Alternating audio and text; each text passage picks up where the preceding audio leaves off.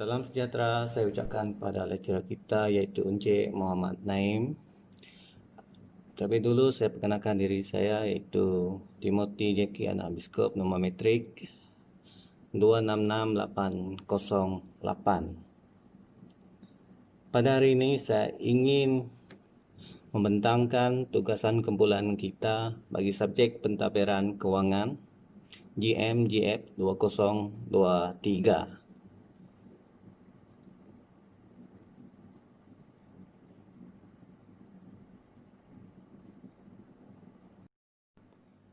Berikut adalah ahli kumpulan kita. Siba Kumaran, anak lelaki Ilang Goban 258884. Im Licin 266535. Kumpulan kita telah memilih organisasi iaitu Jabatan Kastam Diraja Malaysia. Berikut adalah sejarah penubuhan jabatan tersebut. Telah lama wujud sejak zaman sebelum kedatangan penjajah Barat. Pada zaman tersebut, Kerajaan Melayu Melaka telah mewujudkan pelbagai peraturan-peraturan dan pelabuhan berhubung struktur pencukaian. Pemungut cukai dan segala cukai di bawah tanggungjawab Pengulu Bendahari. Berikut adalah latar belakang organisasi. Jabatan Kastam dan Excise diberi tanggungjawab sebagai pemungut hasil negara. Gelaran diraja oleh Duli Yang Maha Mulia Seri Paduka Baginda Yang di-Pertuan Agong kepada jabatan tersebut pada 20 Oktober 1963 dan dikenali sebagai Jabatan Kastam Diraja Malaysia iaitu JKDM, sebuah agensi kerajaan persekutuan di bawah Kementerian Kewangan.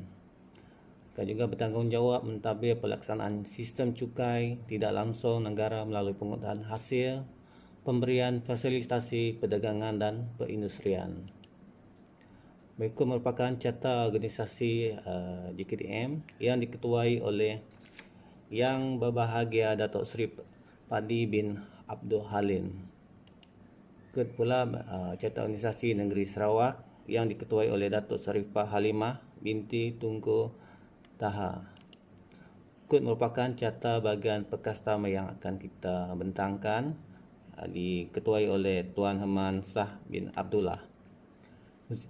Jabatan Kastam adalah sebuah fungsi kewangan iaitu memungut hasil negara seperti duty import, ekspor dan excise, cukai jualan, cukai perkhidmatan, cukai pelancongan, lebih keuntungan biasa, pelepasan dan kenderaan. Hasil bukan cukai juga negeri dan amanah. Selain itu, memberi fasilitasi kepada sektor perdagangan dan perindustrian selari dengan dasar semasa kerajaan, memberi pengecualian cukai kepada pengimport bahan mentah dan mesin penghilang, memberi kemudahan bayaran balik duti atau cukai dari tuntutan pulang balik duti dan cukai, pelepasan dagangan import, ekspor dan pelepasan penumpang. Selain itu, menguatkuasakan undang-undang mengikut Akta Kastam 1967, Akta Cukai Jualan 2018, Akta Cukai Perkhidmatan 2018, Akta Excise 1976, Akta Zon Bebas 1990, Akta Lebih Keuntungan Luar Biasa 1998, Akta Lebih Pelepasan 2019, Akta Cukai Pelancongan 2017 dan perundangan subsidiari yang berkaitan. Berikut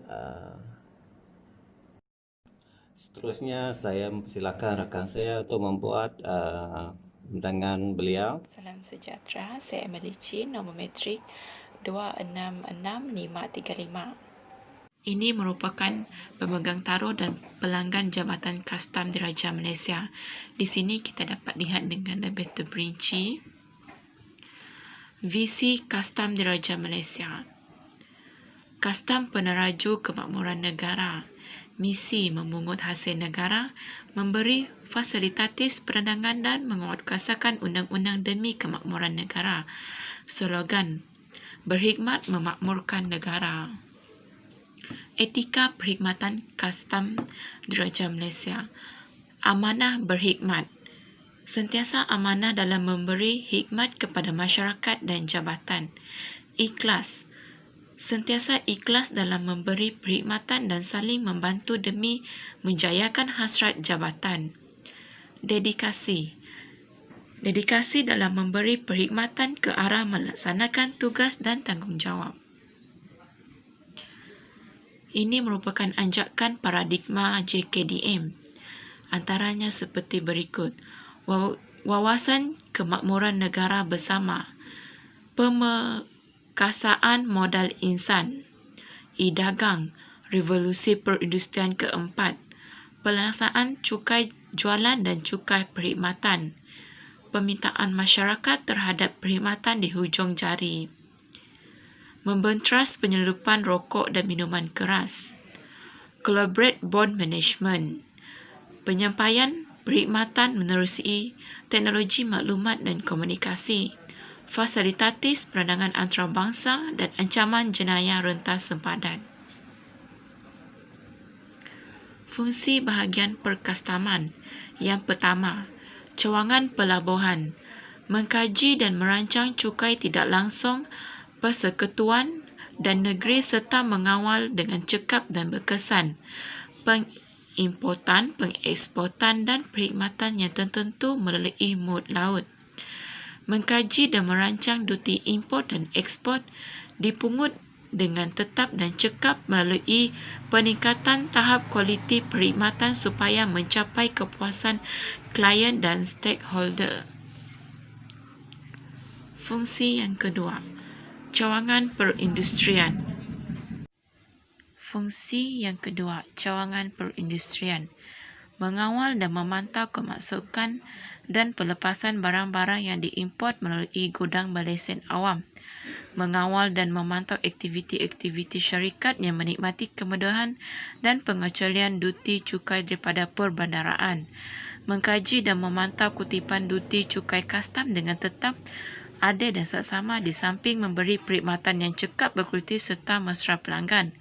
Memantau kutipan duti cukai subsidiari bagi petroleum, memantau proses akses dan levy keuntungan, memberikan konsultatif kepada jabatan dan agensi kerajaan serta pihak swasta yang berurusan secara langsung dan tidak langsung dalam Jabatan Kastam Diraja Malaysia. Fungsi yang ketiga, cawangan lapangan kapal terbang antarabangsa. Mengkaji dan memantau aktiviti cukai tidak langsung persekutuan dan negeri serta mengawal dengan cekap dan berkesan pengimportan, pengeksportan dan perkhidmatan tertentu melalui mud udara. Memantau pungutan hasil jabatan ke atas pemeriksaan penumpang dan pungutan hasil import-ekspor melalui mud udara. Fungsi yang keempat, cawangan import-ekspor urus setiap perkastaman stesen CIQ dan pos sempadan, memantau pungutan hasil jabatan ke atas pemeriksaan penumpang dan pungutan hasil import-ekspor melalui mud darat, mengkaji dan memantau pelaksanaan dasar-dasar mengenai import-ekspor dan kawalan sempadan yang ditetapkan oleh jabatan, memberi hikmat nasihat dan fasilitatif perandangan berkaitan dengan aktiviti import dan ekspor, mengkaji dan memantau kawalan pergerakan keluar masuk barang dari ke pintu masuk negara melalui mud darat selaras dengan peraturan dan prosedur yang ditetapkan. Fungsi yang terakhir, cawangan pos bungkusan, mengkaji, merancang dan memantau proses pungutan hasil jabatan ke atas parcel mail dan kurir di cawangan pos bungkusan. Sekian, terima kasih. Dan yang seterusnya, kawan saya akan membentangkan. Nama saya Siwa Kumaran Alaki Lenggowan, nombor matrik 258884. Dan saya akan membentangkan slide nombor 19 sehingga slide nombor 25. Terima kasih. Pegawai yang terlibat. Okey, terdapat 7 pegawai yang terlibat, iaitu terdiri daripada ketua bahagian, ketua cawangan, penguasa kastam, pegawai kastam kanan, pegawai kastam kanan kewangan, pegawai kastam kewangan. Okey, ini merupakan proses kerja, aktiviti untuk memproses permohonan pembaruan lesen kilang eksais. Okey, sebelah kiri saya terdapat tanggungjawab mengikut pangkat. Sebelah kiri tu, kolom kedua tu singkatan pangkat. Ini semua singkatan pangkat. Dan yang ini proses kerja mengikut pangkat. Dan ini merupakan 2 undang-undang yang dikategorikan di bawah JKDM, iaitu Perintah Tetap Kastam, Akta Kastam 1967, Akta Eksais 1977, Peraturan-peraturan Kastam. Okey. Ini slide carta alir. Carta alir ni bergerak daripada atas ke bawah. Okey, kita boleh lihat di sini. Okey, carta aliran ni bermula daripada atas hingga ke bawah. Yang last ni akan kerja menyerahkan lesen lah.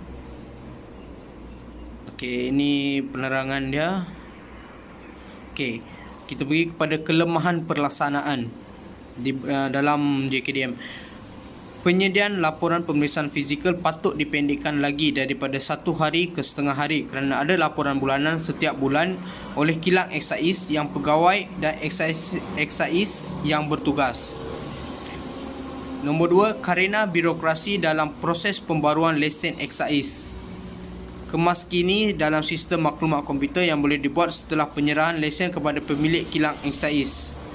Keempat, dokumen sokongan yang sentiasa berubah menyukarkan pemilik kilang eksais membuat pembaruan lesen.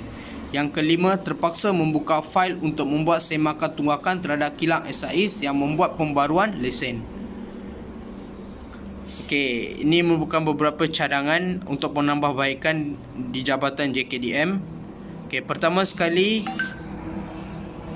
mengurangkan karena birokrasi boleh membuat penurunan kuasa kepada pegawai lain untuk kelulusan sekiranya pegawai tersebut bercuti panjang.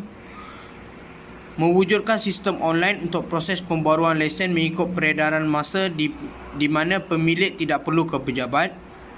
Proses pembayaran lesen juga patut dibuat melalui sistem online. Kaedah ini juga lebih selamat kepada pelanggan. Menghantar pegawai-pegawai mengikuti kursus-kursus yang berkaitan agar dapat meningkatkan lagi mutu prestasi kerja mereka dalam menjalankan tugas, seperti pelbagaikan program LDP. Dan yang terakhir, memanfaatkan penggunaan teknologi maklumat yang sedia ada di setiap jabatan. Okey, kesimpulan ni menerangkan tentang perancangan strategi dan inisiatif yang dirancang oleh JKDM menjadi hala tuju yang terbaik bagi mempertikalkan perkhidmatan melalui kecekapan pungutan hasil, memberikan fasilitas perdagangan dan menguatkuasakan undang-undang ke arah kemakmuran negara. Komitmen dan iltizam yang tinggi setiap warga JKDM perlu merupakan elemen penting bagi memastikan segala perancangan yang digubal berjaya dilaksanakan dengan cemerlang. Seterusnya, melonjak nama JKDM sebagai sebuah organisasi yang berprestij tinggi di mata dunia. Okay, ini merupakan rujukan yang kami rujuk sepanjang kami membuat assignment ni. Pertama, My Portfolio JKDM. Kedua, Perintah Tetap Kastam. Ketiga, Akta Kastam. Keempat, laman web Jabatan Kastam Diraja. Dan kelima, Pelan Strategi Jabatan Kastam Diraja. Okey, dengan ini selesai presentation kami. Terima kasih, Doktor.